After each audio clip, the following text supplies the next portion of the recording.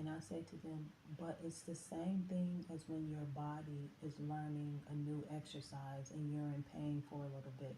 Or it's the same thing as when you're learning a new concept or you're gaining new knowledge and you feel uncomfortable because you don't know something. When I'm traveling, right, I understand that for a lot of people, I'm the new information. I'm the foreign thing that makes them uncomfortable. I'm that pain when they first start exercising their minds and they start stretching their brains and they start building the strength of what they know, right? It takes time and it takes like you have to be okay with being uncomfortable. And so I realize now that like the frowns, because sometimes I would be traveling and I would see people and their faces would be all, ooh, ooh, all frowned up looking at me, and I would take offense to this, right? Because I'm just like, why are you frowning your face at me like you don't even know me? The fuck is wrong with you? But over time, I realized like it's like when a baby is processing new information, right? And if you look at a child and if you look at a kid processing new information, they make the same faces. They're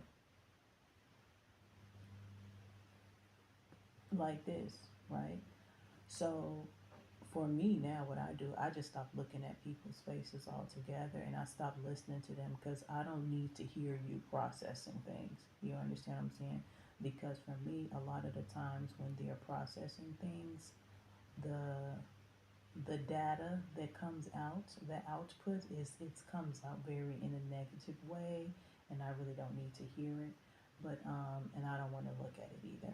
But that doesn't stop them from processing what they need to process. Okay, so in 2 years, 3 years, 4 years, 5 years, 55 years, will they have said, "Hey, I remember when this person came through and it was crazy." And it, yeah, but I don't need to hear the collection of negativity for all these years. And before I was listening to it, like everything everybody said, I would be like, I would listen to it, I would absorb it, I would accept it as truth. And it's just like, no. At the end of the day, these individuals don't know me. I don't know them either. And so, I mean, that's how it is. You know what I mean? It's like sometimes I remember when I first started traveling, right? And I had this idea, and I've said this before to myself, but I had this idea that like every country I went to, I was gonna like meet all these wonderful people, and we were just gonna form these groups of knowledge and understanding and international friendship, and that didn't happen. That didn't happen. Like sometimes I would meet people and it would be okay, but a lot of times I would meet people and it would just be an inquisition. What are you doing? Why are you here? Where are you from? Why do you have those tattoos on your face? Why is your daughter here? Why is she looking so different from you? Where's your husband? And I'm just like, none of these questions really are getting to know me as an individual when I really break it down. So where's the international cooperation? Where's this wonderful, explorer experience that I'm supposed to be having? And I just didn't have it. It was given very, very, primal stupidity vibes. And I'm just like, yeah, what's going on? So then I realized like I've been understanding and I've been realizing that this travel journey, me as a traveler, a nomad, a vagabond, as some person wonderfully calls me, a drifter. Someone from Sarajevo said that. Or when I was in Sarajevo, I don't know if they were from there, but when I was in it, that I heard him say it.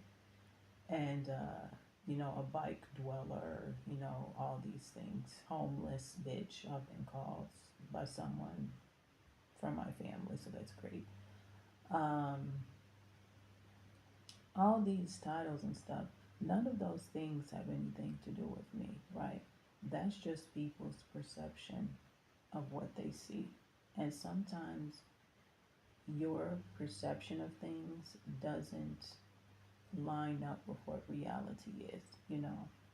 Do I travel around the world? Yes, I do. Do I have a home somewhere that's like brick and mortar and wood and all this? No, but I have Chiba and she is my home. You know what I mean? So home is, like I said, wherever I say that it is, or wherever the universe and God guides me to, that's where my home is. And people are uncomfortable with this, you know. Uh, they are uncomfortable with this because for a lot of the individuals that frown their faces and scrunch up their faces in confusion and discomfort when they see me, they live in brick homes and in wooden homes and in very stable, structured buildings. And so they can't understand how someone could be content with not living how they live, right? But when I realized that this was pretty much the crux of their discomfort, then I looked at myself and I said, well, am I uncomfortable with them? Am I uncomfortable with people who live in, you know, A-frames and, you know, concrete structures? No, I'm not uncomfortable with them. It's nice that they live there. I know the feeling when you walk home, you've had a long day at work and you turn the key and you open the door and you smell your house and you turn on the light and you sit on the bean bag or the couch, or you go into the kitchen so happy because you know you're about to have the best meal you had that day or that week.